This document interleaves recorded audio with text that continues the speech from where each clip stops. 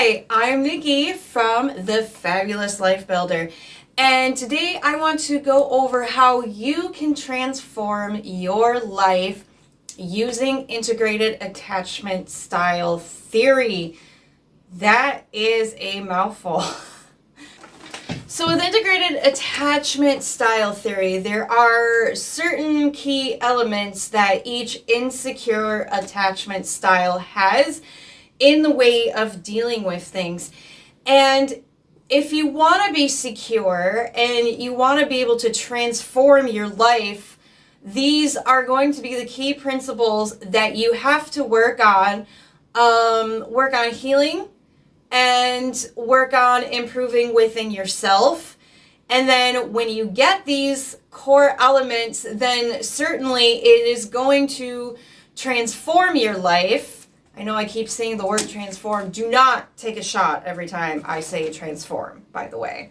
But anyways, it will transform your life into something that you have more control over. And you're going to be able to, well, let's face it, create your most fabulous life, right? So I hope that didn't sound totally corny. But I honestly do believe you're not as powerless in life as what you may think you are now. And you totally do have the power to transform your life into something that you want or closer to what you envision it. It just takes some self-awareness and healing. And I promise you, within time, you won't be as powerless. You'll be more empowered in your life, and this is totally what I want to see happen. All right, so the number one key element if you have a insecure attachment style that you need to fix is core wounds. Now, if you are anxiously attached, fearful avoidant, or dismissive avoidant, it really doesn't matter. Well, I guess we can say even securely attached people, they all have certain patterns on what core wounds show up. Now, core wounds are basically the stories or the beliefs, and you could even say the filter of what we see through life that dictates, our thoughts and beliefs and what we think, basically. So anxiously attached people, they have core wounds of, I am going to be abandoned, I'm going to be rejected, and their actions play out based on those core beliefs. And if you have one of the three insecure attachment styles, usually the core wounds, they're rather painful. And you really don't want to live your life going through actions and beliefs around trying to avoid these painful core wounds. And a lot of times your subconscious pulls you to try to avoid these core wounds from happening, but it doesn't necessarily do it in the most healthiest way.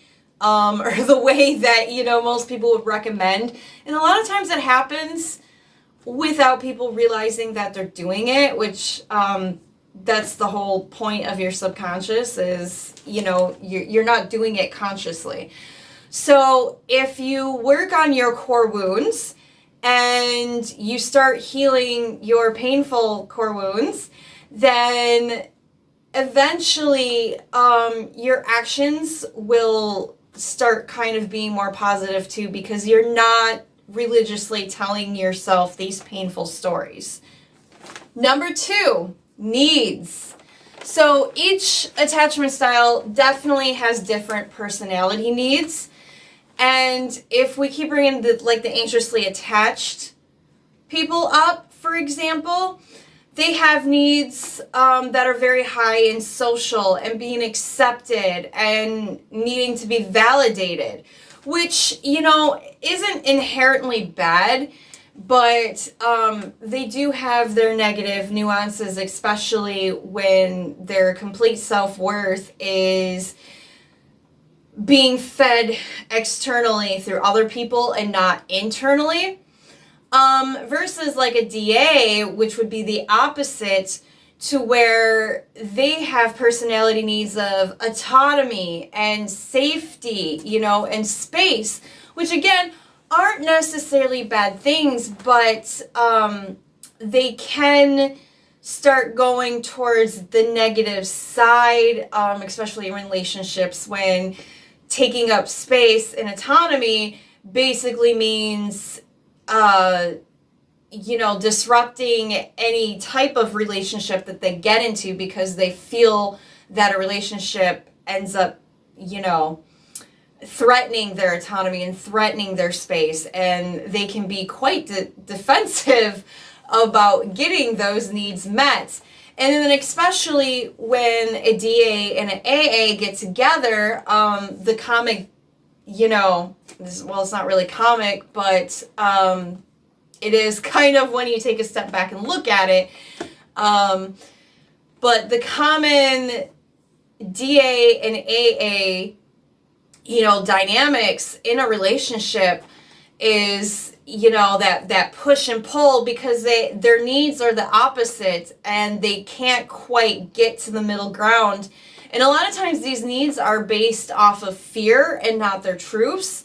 So if you're aware of your needs and aware of like truly what you need and not based off of, fears, then you can certainly navigate through life better, and also getting your needs met in a healthier way.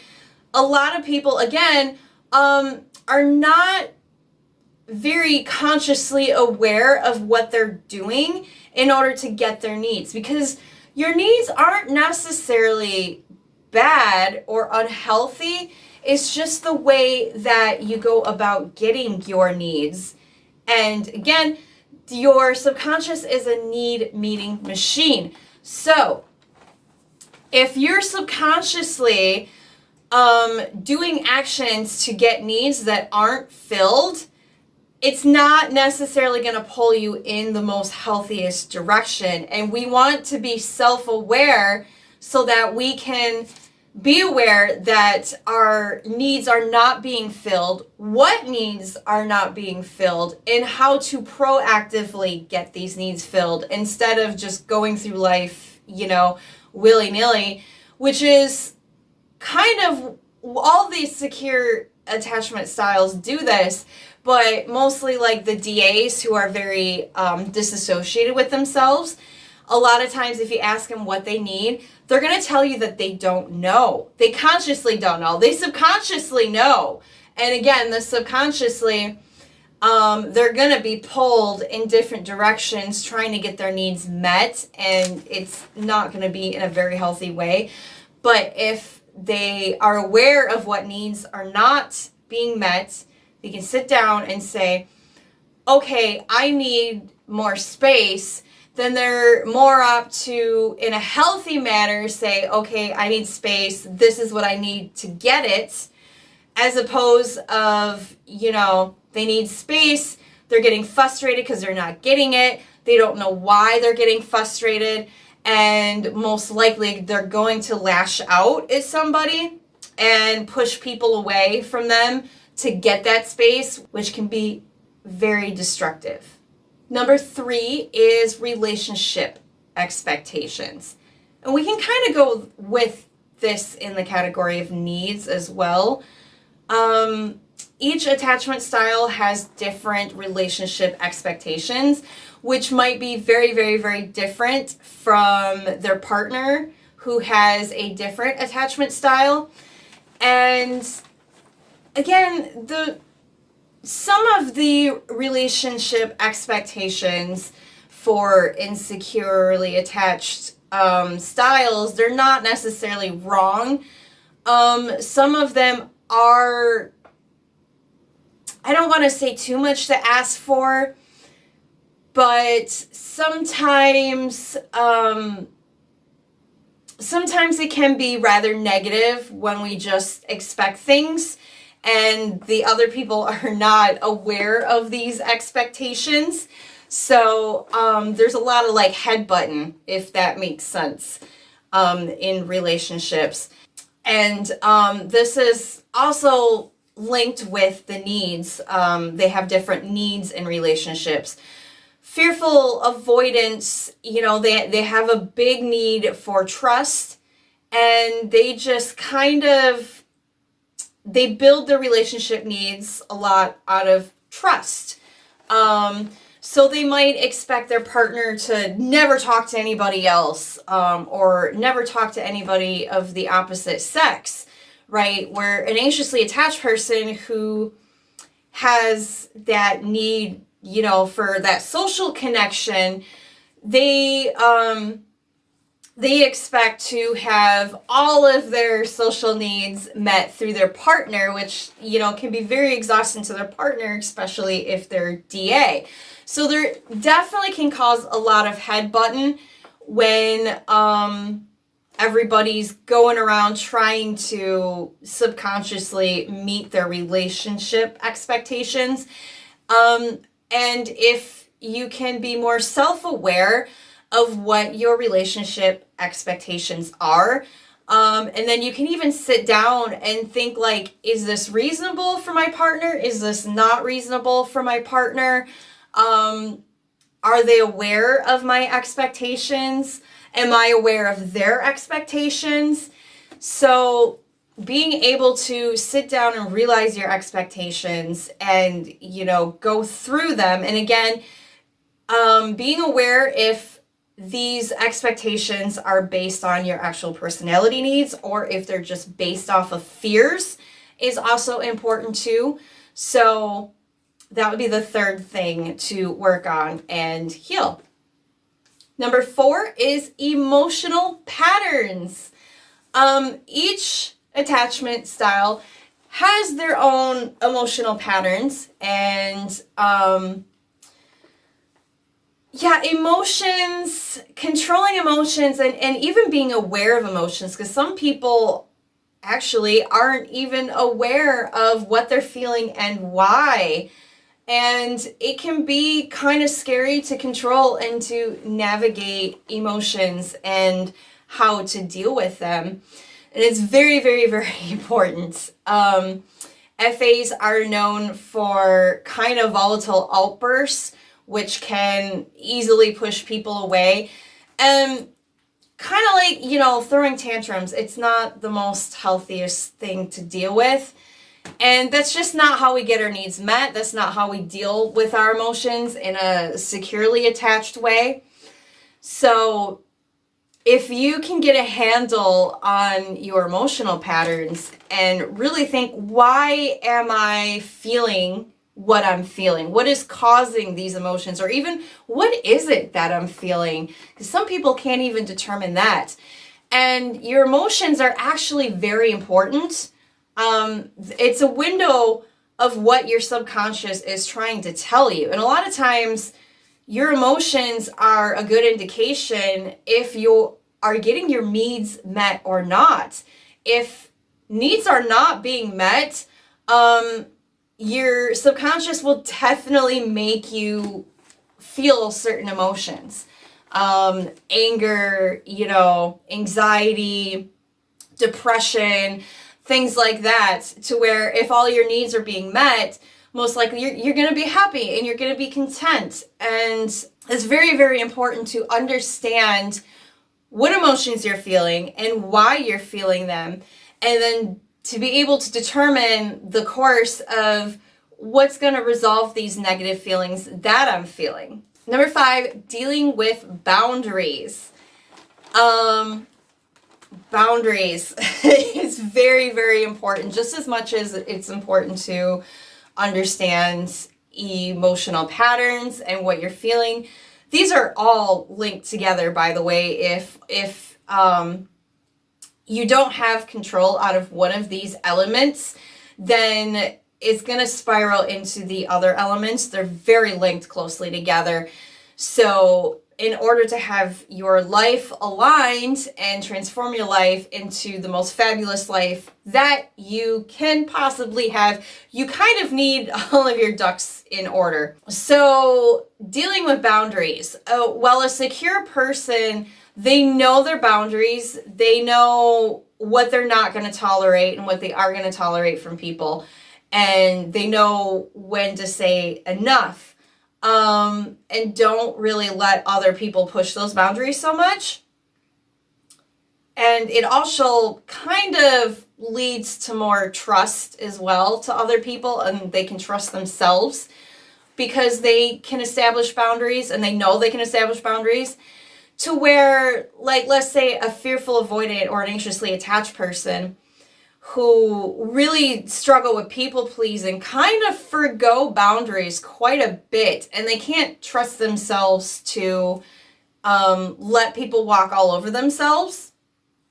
So they don't have trust in other people. They're like, oh man, everybody's taking advantage of me, or I feel taken advantage of, and they're scared to say something for themselves. And especially AAs, who basically are they're very boundaryless, you know. They'll let people almost do anything to them for the sake of pleasing people. And it becomes very, very unhealthy because they become doormats, right? And then when you start becoming a doormat, they become very unhappy. And FAs will finally, when they get enough of being a doormat, they will explode at other people, to where AAs will most likely just kind of suffer silently with themselves and just will build up resentment. So, and DAs, they just don't trust boundaries at all, that they're going to be able to withhold them. So they will have very, very automatic, strong boundaries up at the very beginning, which to other people seem very extreme. Like, don't touch my stuff, don't be in my area, be completely unwilling to help people, to where it makes them seem rude, and standoffish and off-putting to other people. So if you know how to deal with your boundaries, it opens a world of relief. Trust me. Number 6 is communication patterns. Each attachment style has their way of communicating with each other. And communication, not only in relationships with friends, coworkers, you know, what everybody likes to talk about, romantic relationships. Very, very important to know how to communicate properly. You need to know how to communicate your needs to get your needs filled. You need to know how to communicate to other people your boundaries. Even it's important to be able to communicate to other people about your emotions, even, you know. It's completely okay to tell people, I'm upset or I'm sad because of this reason or that reason. And insecure attachment styles have a hard time with communicating, and either communicating at all, saying, you know, I have this boundary, I need to communicate it to you, or, you know, I'm feeling these emotions, I need to communicate this to you. These are my, you know, relationship expectations, I need to communicate this to you. A lot of times they won't say anything at all, and you can't assume that other people around you are going to be mind readers, because they're not. You need to effectively communicate what is going on with you, what are your needs, what are your boundaries. Otherwise, people are just going to overstep that stuff. They're going to assume different things that are going on with you that aren't necessarily going to be right, and heads are going to butt. There's going to be disagreements. And even when it comes to disagreements, it's very important to understand conflict resolution skills, which basically is communicating. And, you know, I'll admit this is something that I personally have to work on and get better myself. But, you know, we're all growing and we're all working on improving and being better people every day. And me included, for sure.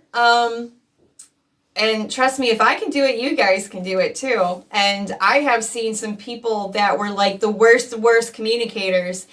And with practice, slowly, they've actually become very beautiful communicators. And to the point where they seem, very secure because they can speak up for their boundaries. They can speak up for their needs. And of course, you have to know what your boundaries are. You have to know what your needs are first, right? Again, this is why everything's linked together. And it's so important to know this stuff. But then also to effectively, not only just communicate it, but effectively communicate it too. Because there's definitely certain ways when it comes to conflict resolutions to where there's like a wrong way of communicating, which, comes off aggressive and makes people not really want to respond to you well. And then there's definitely better ways, I should say, that where you come off better to other people and people are more off to respond to you a lot better to, get your point across. And number 7 is behavioral coping mechanisms. We all have our ways of coping and dealing with negative things in life. And, even if you get all of these elements down, there's still going to be negative things happening.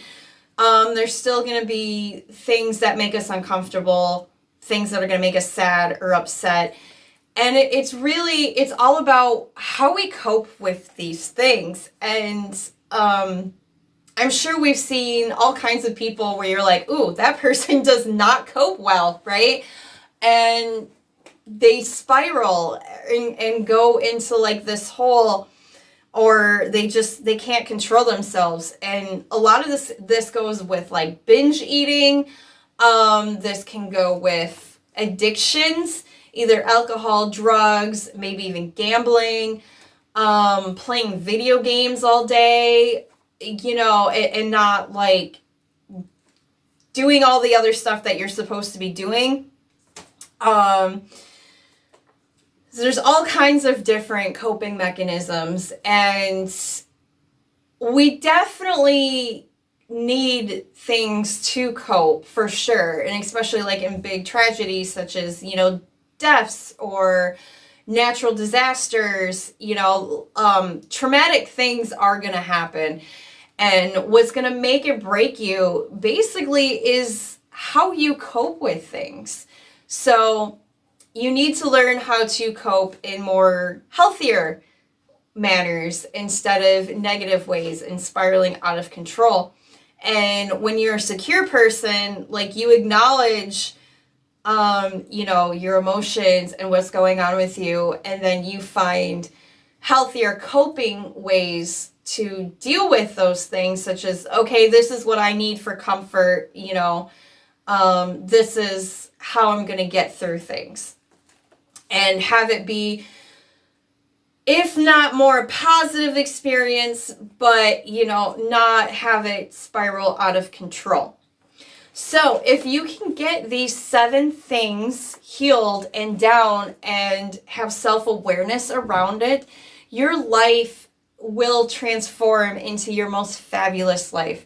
It will definitely help make things better, and it can help make life just be more how you want it to be and how you visualize it. And then it will give you a healthier relationship with yourself, which then in turn can give you a healthy relationship with other people.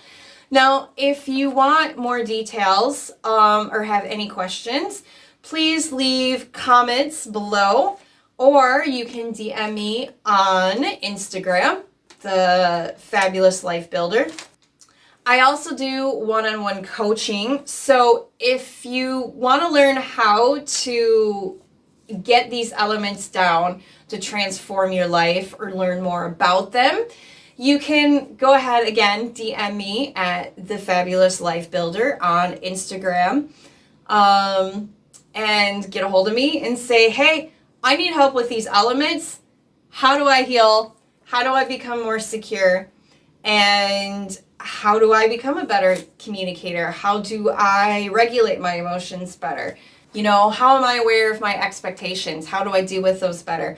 I am certainly glad to help you because I want to see you grow and become secure and build your most fabulous life. So, like, subscribe, leave the comments. I want to hear what things you're struggling to work on so that way I can make videos and help you guys in the future. Bye.